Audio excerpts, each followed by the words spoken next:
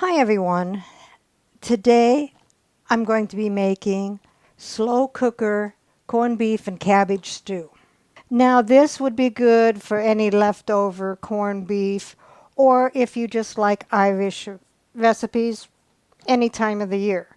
Dave does not like corned beef or cabbage, so I'm going to be making a smaller batch. I'll tell you what I'll be using, but I'll put the full recipe down in the description box below.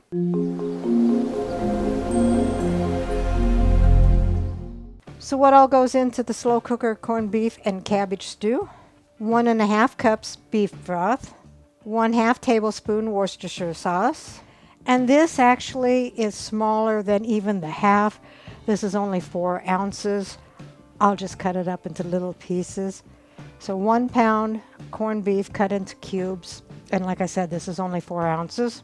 2 large potatoes cut into large pieces, 1 stalk celery chopped, 1/2 white onion chopped, 8 ounces of baby carrots, 1/4 head cabbage cut into small wedges, 1 tablespoon McCormick pickling spice, or any other kind of pickling spice that you want, 1/2 teaspoon garlic powder, 1/4 teaspoon paprika, 1/2 teaspoon salt, 1/2 teaspoon pepper, and I probably will go with the 1 tablespoon cornstarch. This is optional. Then you'll want to use 2 tablespoons of cool water to make your cornstarch slurry, and chopped parsley for garnish. So let's begin. Add your corned beef to your slow cooker, and like always I use a slow cooker liner for easy cleanup, and 2 potatoes chopped. It said big chunks, but since I have a small batch, I decided to do smaller pieces. The 1 stalk of celery, 9 ounces of baby carrots, and these are baby, the 1/2 of onion, and the 1/4 head of the cabbage. In a medium bowl, take your 1.5 cups of beef broth, and I actually am going with 2 cups just because of all of the stuff that's in there. And like I said, I'll put the full recipe in the description box below. The 1/2 tablespoon of Worcestershire sauce, the 1 tablespoon of the pickling spice, 1/2 teaspoon of garlic powder, 1/4 teaspoon of paprika, 1/2 teaspoon of salt, 1/2 teaspoon of pepper, and mix that until fully incorporated.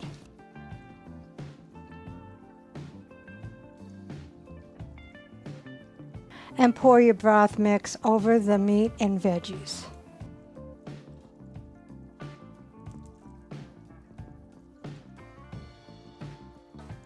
Put your lid on, turn it to low, and cook for 8 to 10 hours, or high for 5 to 6.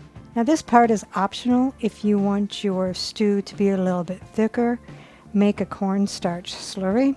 I have 1 tablespoon of cornstarch and 2 tablespoons of cool water, and mix that until completely combined.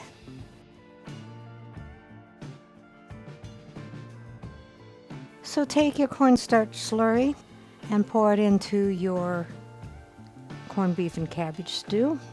Stir that in. Turn it up to high and let it thicken 15 to 20 minutes. And I'm leaving the lid off, which you usually don't do, but that will help it actually thicken better. So here is the corned beef and cabbage stew, and rounding out the meal is Cheddar Bay biscuits. Let's see what Dave thinks. It smells kind of sweet.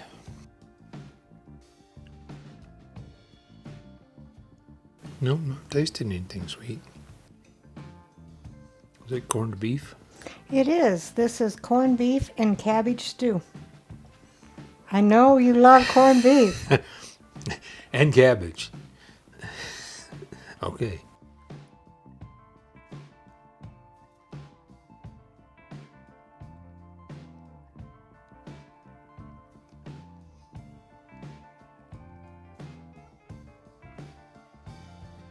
I